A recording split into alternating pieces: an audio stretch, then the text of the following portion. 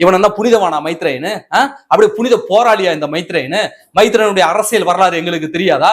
மைத்ரேயன் முதல்ல RSSல இருந்தாரு. RSS இருந்து பிஜேபிக்கு போனாரு. 2001 தான் அதிமுக வந்தாரு. அம்மாவினுடைய மறைவுக்கு பிறகு OPS அணி எடப்பாடி அணி அவர்கள் பிரியும் பொழுது OPS அணிக்கு போனாரு. அப்புறம் மீண்டும் எடப்பாடி பழனிசாமி கிட்ட வந்தாரு. அப்புறம் மீண்டும் பாஜக கிட்ட போனாரு. அப்புறம் மீண்டும் எடப்பாடி பழனிசாமி கிட்ட வந்தாரு. அப்புறம் இப்ப திமுக கிட்ட போயிட்டாரு. அப்ப இப்படிப்பட்ட துரோகிகள் வெளியேறியதுல எங்களுக்கு மகிழ்ச்சி. 10 கட்சி மாறின துரோகி அதிமுகவில் இருக்கிறதுக்கே தகுதி இல்லாதவன், லாய் கட்டுறவன், இவங்களாம் அப்பே அடிச்சு விரட்டி துரத்தி விட்டுருக்கணும்.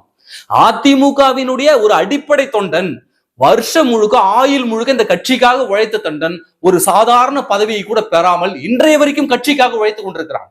இன்றைய வரைக்கும் அந்த கட்சியினுடைய சின்னத்தை தன்னுடைய நெஞ்சின் மீது சுமந்து கொண்டிருக்கிறான். ஆனால் இந்த மைத்ரேயன் என்ற துரோகி, பச்சை துரோகி 3 முறை மாநிலங்களவை MP மக்களை சந்திக்காமலே